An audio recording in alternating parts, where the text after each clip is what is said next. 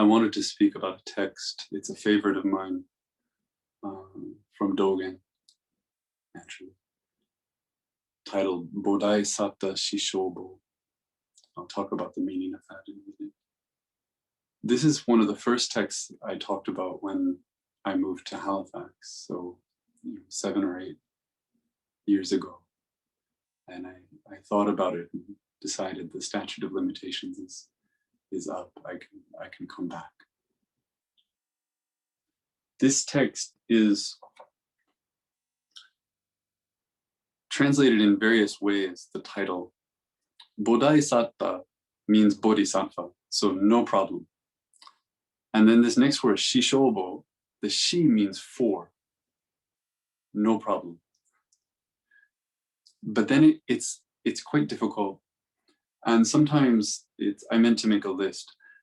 Sometimes it's translated as the 4 ways in which the bodhisattva embraces beings, or it's the 4 ways in which the bodhisattva expresses something.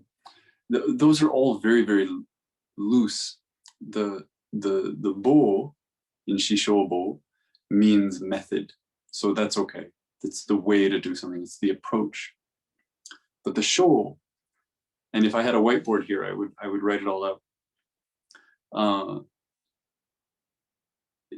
By itself is very hard to put into English, but it has a feeling of bringing something in. And it's interesting because, and sorry, I'll soon stop talking about this level of things. The word sesshin, the first part, in sesshin, the second part is mind or heart. But the first part usually means like to contact or to be in touch with, to touch. So we think of sesshin as a place where you touch the mind. But there's an alternate way of writing sesshin that uses the same character that I'm trying to figure out. And there it isn't about touching, it's about letting something in. It's the same retreat, it's the same action, but it's a very different understanding of something. So here we're left with this tricky word. And so this is what I'm going to offer, is that this is the Bodaisatta Shishobo is the 4 approaches or the 4 methods that bodhisattvas internalize. I don't know. That's my best shot. In any case, it works. And it starts like this. Dogen says, first is giving or dana. Second is loving speech. Third is beneficial action. And fourth is identity action. So we have giving, loving speech, beneficial action, and identity action. I don't want to get stuck here, but it occurs to me every time I read this text that one could make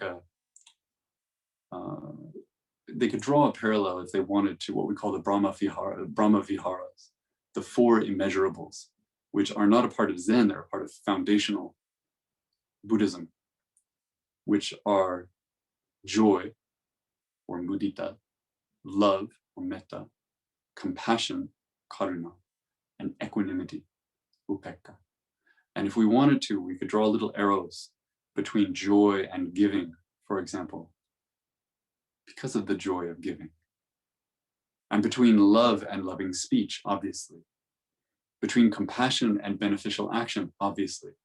And between equanimity and identity action, which requires a little more unpacking, but the parallel is strong. I have no idea if these 4 in this text in any way arose out of those 4. But if someone were to convince me that they did, it wouldn't take that much work. It's worth investigation. The first of these 4 is giving, or dana.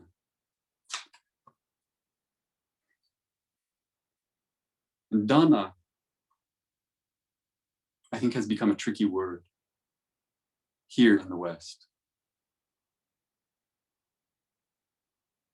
I was speaking with a friend the other day who is he's in a different tradition. He's an insight teacher, but he's about my age and is trying to navigate the world as a Dharma teacher.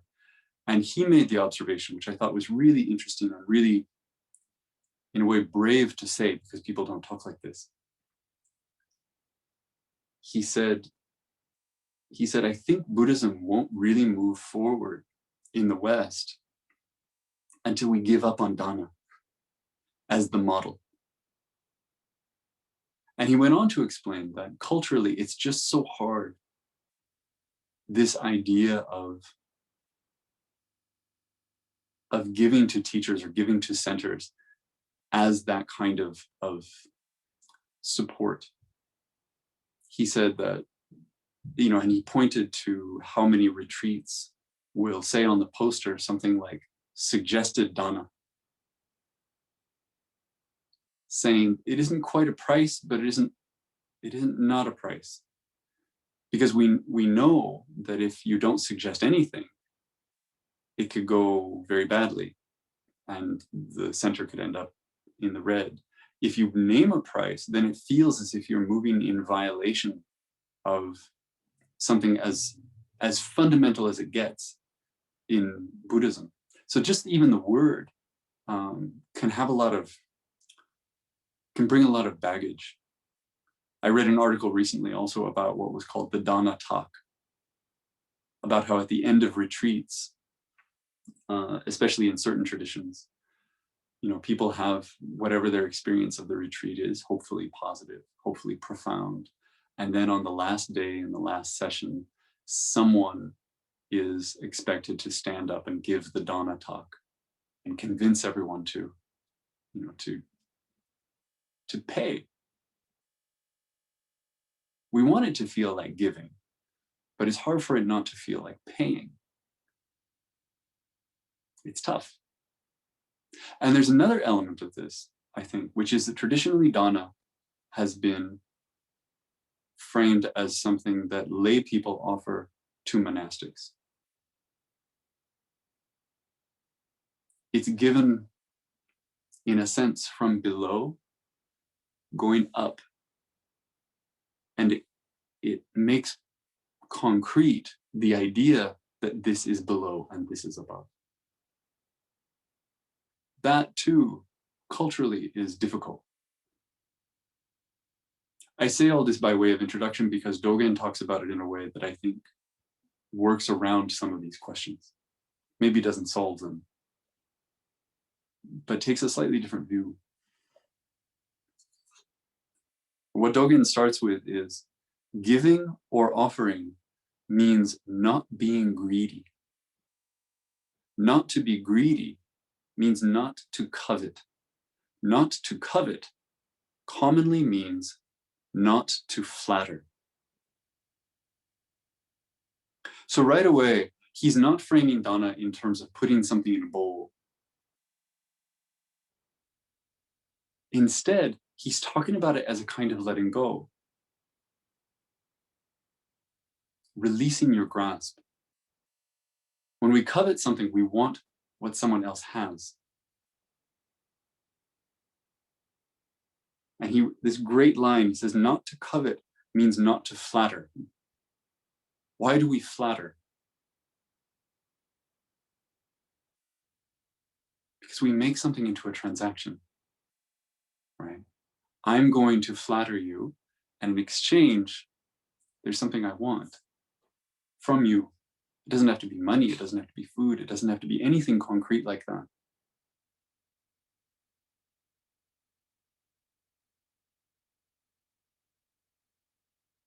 I'm offering you a kind of false benefit in hopes that you'll give me something.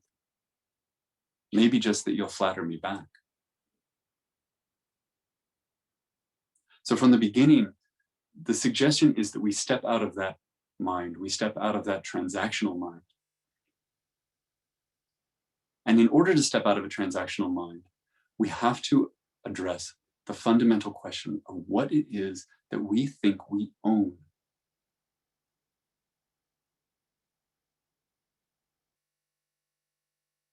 We've talked about this before. This question of what do you think is yours? Because if you think something is yours, if you believe that it's yours, you can't give it away. We imagine that in order to give something, it must be something that you possess. But that's not right. I think of times when people have handed me a book that they brought from their home and said, you know, I found this on my bookshelf and I realized this is yours, it's not mine.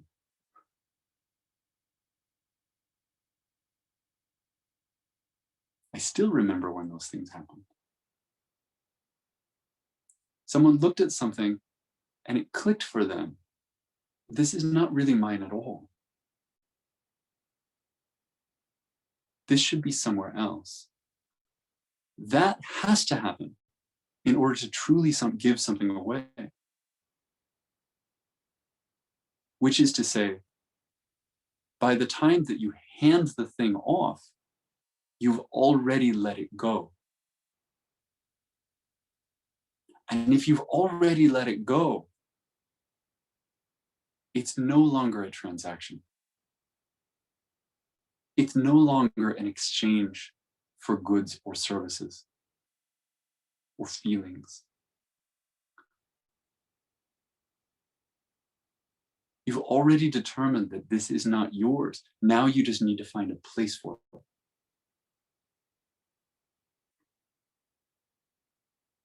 That's what giving looks like.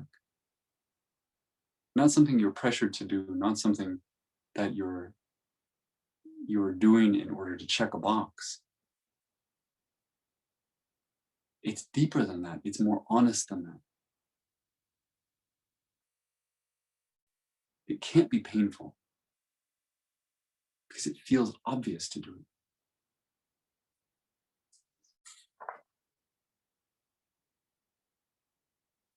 Dogen writes, even if we rule the 4 continents, in order to offer teachings of the true way, we must simply and unfailingly not be greedy. It is like offering treasures we are about to discard to those we do not know.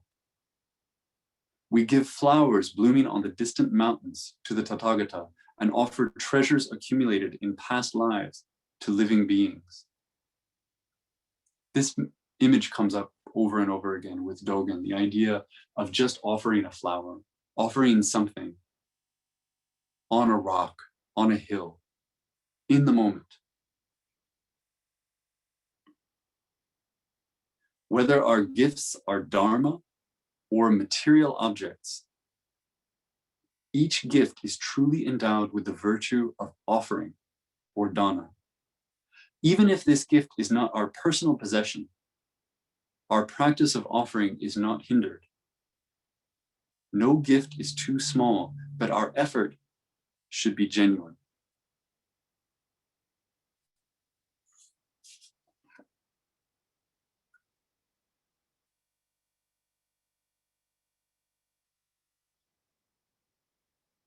I mentioned earlier this issue of dana as something that goes up.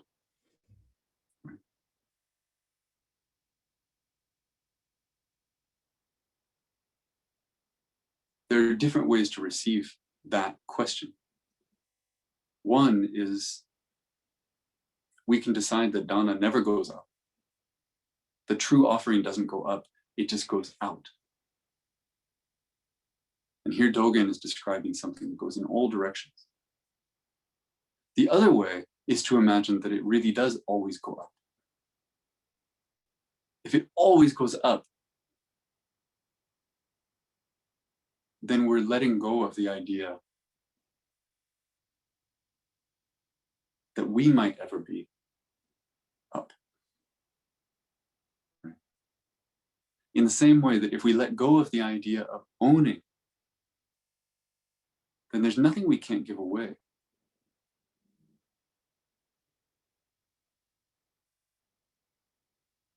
When the way is entrusted to the way, we attain the way. When we attain the way unfailingly continues to be entrusted to the way. This is very Dogen-esque. He's talking in circles. When material treasures remain as treasures, these treasures actually become dana. Right? When the treasures are respected in themselves, not seen as cash, right? Not seen as a trade. When you hand something that is priceless to another person, you hold it in a kind of awe, and you expect that that other person is holding it with the same kind of awe. It's a sharing. We offer ourselves to ourselves, and we offer others to others. The karma of giving pervades the heavens above and our human world alike. It even reaches the realm of those sages who have attained the fruits of realization.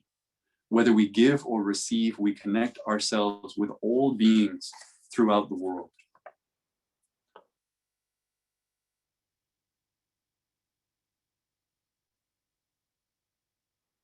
We can't separate giving from receiving.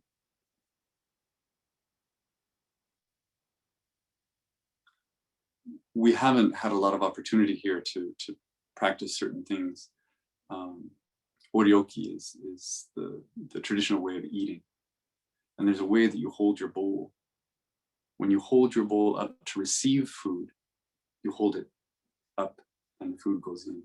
And then when you receive the food for yourself, you first make it an offering to the world, and you hold it up like this, and then you eat. It's the same gesture. There's another action that we see often, touching something to the head. Right? You touch something to the head and you give it away. You receive something and you touch it. You're enacting this idea that things are always coming down to you, that you are always in that humble position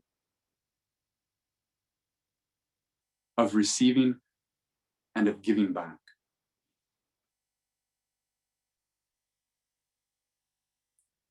I don't know if I can say this as skillfully as I want to, but there is an incredible power, and I hope we understand power properly here. There's an incredible power in taking a seat. And what I mean by that in this context, there's incredible power in determining your position in relationship to others.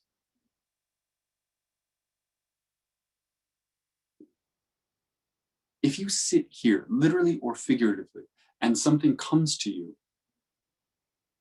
then when it comes to you, you simply receive it here. If you stay in this position and you have something to give, then the only way you have to give it is to give it here. Taking away that movement of up and down, of forward and back, of chasing or retreating. When it's always here, then we move into this space that Dogen is describing.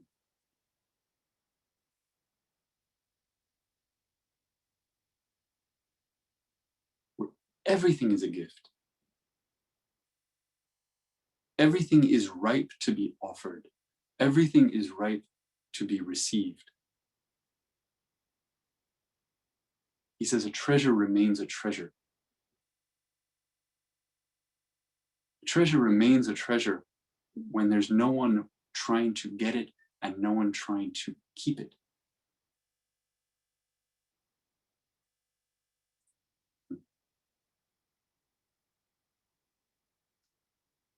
I'm going to stop there for today, but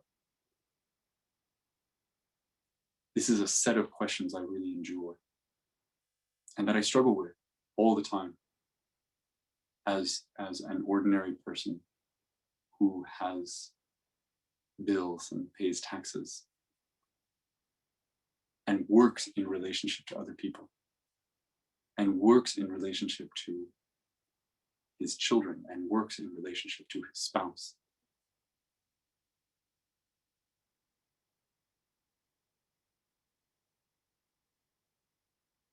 Sometimes I am able to just give. Sometimes I think I'm giving, and then I notice that I really wish someone would notice that I'm giving.